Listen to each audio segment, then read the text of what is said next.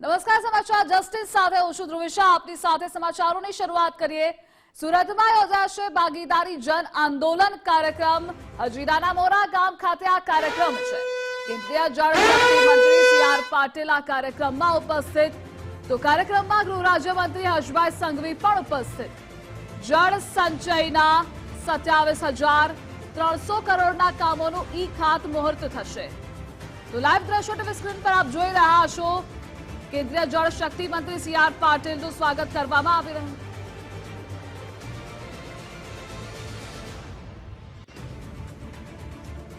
રાજ્યના વન પર્યાવરણ મંત્રી મુકેશ પટેલ પણ હાજર રહેશે. ધારાસભ્યો અને અન્ય નેતાઓ પણ કાર્યક્રમમાં હાજર રહેશે. પીએમ મોદીના કેજરી રેન યોજના અંતર્ગત માર્ગદર્શન અપાશે.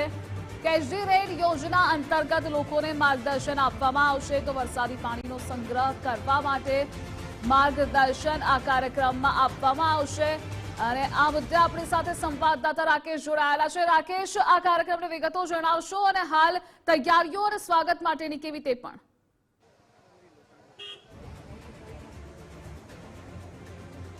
બિલકુલ, વડાપ્રધાન નરેન્દ્ર મોદીના કેચ ધ રેન અભિયાનને દેશના ખૂણે ખૂણે લઈ જવા માટેનું જે નેતૃત્વ ગુજરાત ભાજપ પ્રદેશ અધ્યક્ષ અને કેન્દ્રીય કેબિનેટ જળશક્તિ મંત્રી દ્વારા કરવામાં આવી રહ્યું છે. અને આ અભિયાનને ખૂબ જ સારો પ્રતિસાદ લોકો તરફથી પણ મળી રહ્યો છે. ગામે ગામ અને ઘરે ઘર તેમજ સોસાયટીના ખૂણે ખૂણે સુધી આ અભિયાન છે તે પહોંચાડવામાં આવી રહ્યું છે. ત્યારે આજે સુરતના મોરા ગામ ખાતે પણ ખાસ જળ સંચય જનભાગીદારી અંતર્ગત ખાસ છે તે 27,300 કરોડના જે જળ સંચયના કામોનું ખાતમુહૂર્ત છે તે સી.આર. પાટીલના વરદ હસ્તે થવા જઈ રહ્યું છે. તે પહેલાની તસવીરો આપને બતાવી દઉં કે આ પ્રમાણે જે કાર્યક્રમની તૈયારીઓ છે તે કરવામાં આવી રહી છે. ટૂંક જ સમયની અંદર સી.આર. પાટીલ જ્યારે અહીં હાલ આવી પહોંચશે ત્યારે આ કાર્યક્રમની જે શરૂઆત છે તે થવા જઈ રહી છે. વન પર્યાવરણ મંત્રી મુકેશ પટેલ પણ અહીં આવી પહોંચે છે. મુકેશભાઈ, કઈ રીતનો કાર્યક્રમ આજનો?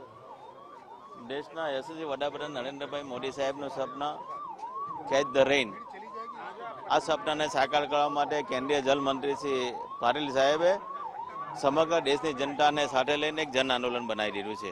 ત્યારે આજે કંપનીઓની મદદથી, સીએસઆરની મદદથી આજે 25,000 જેટલા વોટર રિચાર્જિંગના કામ થવા જઈ રહ્યા છે. કેટલો જન પ્રતિસાદ આ અભિયાન છે? આ જનતા લોકોએ જન આંદોલન બનાવી દીધું છે.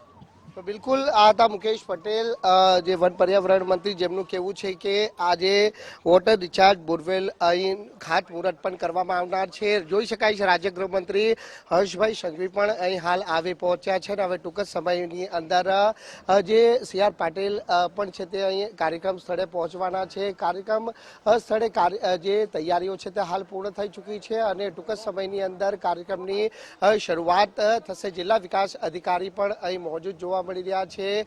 મહત્વનું છે કે ખાસ કરીને વડાપ્રધાન નરેન્દ્ર મોદી દ્વારા વર્ષ 2022ની અંદર કેચ ધ રેન અભિયાનની શરૂઆત કરવામાં આવી હતી અને તેને વેગ આપવાનું જો કામ કર્યું હોય તે સી.આર. પાટીલ દ્વારા છે. કારણ કે દેશના દરેક રાજ્યની અંદર આ અભિયાનને છે તે લઈ જવામાં આવી રહ્યું છે અને અલગ અલગ રાજ્યોની અંદર પણ આ અભિયાનને ખૂબ જ સારો પ્રતિસાદ છે તે મળી રહ્યો છે. અને તેને લઈને ગામે ગામ અને શહેર જિલ્લાએ આ કાર્યક્રમ છે તે ઝડપભેર રીતે આગળ વધી રહ્યો છે. ત્યારે જોઈ શકાય છે કે અહીં કાર્યક્રમની જે તૈયારીઓ થઈ ચૂકી છે અને હવે ટૂંક જ સમયમાં જે બોરવેલનું ખાતમુહૂર્ત છે તે અહીં કરવામાં આવનાર છે. હર્ષભાઈ સંઘવી અને વન પર્યાવરણ મંત્રી વચ્ચે જે વાર્તાલાપ પણ હાલ જોવા મળી રહ્યો છે. કારણ કે જે હજીરા મોરા ગામ એક એવો વિસ્તાર છે કે જે ગ્રામ્ય અને ઔદ્યોગિક વિસ્તાર પણ આવેલ છે. વિવિધ પ્રકારની જે ઇન્ડસ્ટ્રીઝ પણ આવેલી છે અને આ ઇન્ડસ્ટ્રીઝના સહકારથી જે કેચ ધ રેન અભિયાનને કઈ રીતે આગળ લઈ જવો તે અંગેનું આ એક પ્રી પ્લાનિંગ આયોજન છે તે હાલ હમણાંથી કરવામાં આવી રહ્યું છે. ત્યારે સી.આર. પાટીલની જે આગમનની હાલ વાટ જોવામાં આવી રહી છે અને ટૂંક જ સમયમાં હવે કાર્યક્રમની જ્યારે શરૂઆત થવા જઈ રહી છે. દીપ પ્રાગટ્ય કરી અને કાર્યક્રમ છે તે શરૂ થશે અને ત્યારબાદ છે તે કાર્યક્રમને લઈને જે સી.આર. પાટીલ દ્વારા કુલ 27,300 કરોડના જે જળ સંચયના જે ખાતમુહૂર્તના જે કામો છે તે મંજૂર કરવામાં આવશે. જી રાકેશ, જોડાવા બદલ આભાર આપનો.